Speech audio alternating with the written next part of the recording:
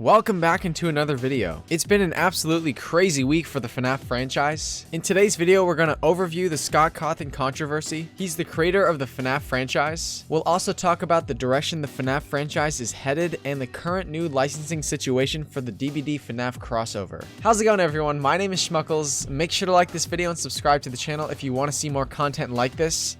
I also stream on Twitch on Wednesday and Sunday nights. The link for that is in the description below. So in an earlier video in the series, we overviewed the FNAF franchise and the creator Scott Cawthon. If you want to see that video, you can click on the title above and I'll link you back here after. In that video, we really expanded on how Behavior Interactive would have to go through Cawthon to license a FNAF chapter into DBD.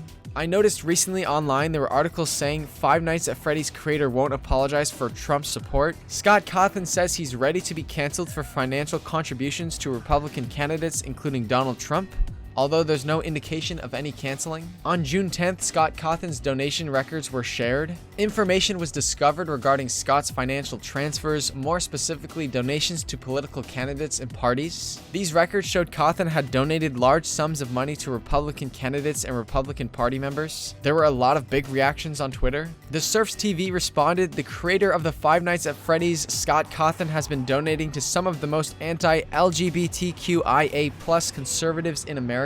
LGBTQIA+ stands for lesbian, gay, bisexual, transgender, queer, intersex, and asexual." Another tweet said, "Scott Cawthon is not just a Republican. If you see thousands of dollars in political donations as being just Republican, you're being willfully ignorant. Direct contribution to those who actively support repressing people's rights is far more than being of a different party." All of this heat on Twitter resulted in Scott getting a lot of hate and a lot of threats. Since Scott does not have Twitter, he responded on Reddit. This was 4 days ago, entitled "My Response and Maybe Last Post." In this post, he talked about how he was trending on Twitter for being a homophobe and people were threatening to come to his house. That night, he and his wife had spent the night in fear because of what was being said online. Scott truly believes he exercised his right and his duty as an American citizen to vote for and support the candidates who he felt could best run the country, and that's something he's not going to apologize for. Scott went on to talk about his Christian and conservative roots and how he's always been supportive of creators no matter their background and how he tried to treat everyone fairly. At the end of that Reddit post, he said, "If I get canceled, then I get canceled. I don't do this for money anymore. I do it because I enjoy it.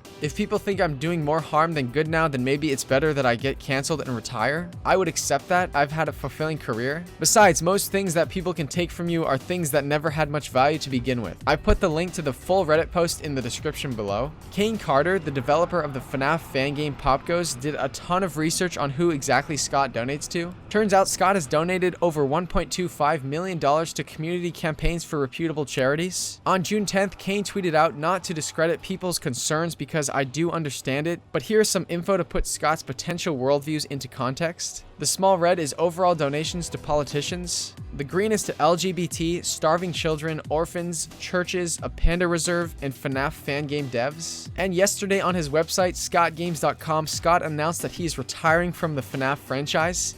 The link to this is also in the description below. In this announcement, he clearly stated that he's retiring. Is this the end of FNAF? No. This just means someone else will eventually be running the show. Someone of my choosing and someone that I trust. We'll have to wait and see how it plays out, but an announcement will be made at some point. So this doesn't mean the end of FNAF. Scott plans to choose someone else to oversee running the show. Security Breach is expected to come out later this year, and a movie is in production at Blumhouse. Since Cawthon's announcement went live, social media has been inundated with messages of appreciation for his work. The hashtag #ThankYouScott is currently among the top 3 trending Twitter topics in the United States. This means that the owner of the FNAF franchise will no longer be Scott Cawthon. Behavior is going to have to go through the new license holders in order to license FNAF into DBD. It's very possible that the franchise is handed over to somebody who's more likely to agree to a DBD FNAF crossover. Steel Wool Studios is the dev team that's worked on the past FNAF games, so it could be handed off to them. But I feel like Cawthon has a specific plan for where all of this is going to go. I'm definitely going to post another video as soon as this announcement is made.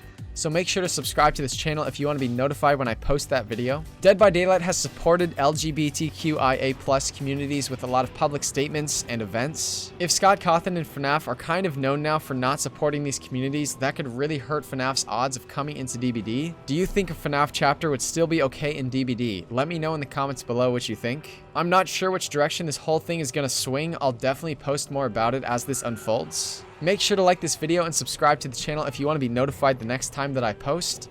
Thank you all so much for watching this video. I'll see you in the next one.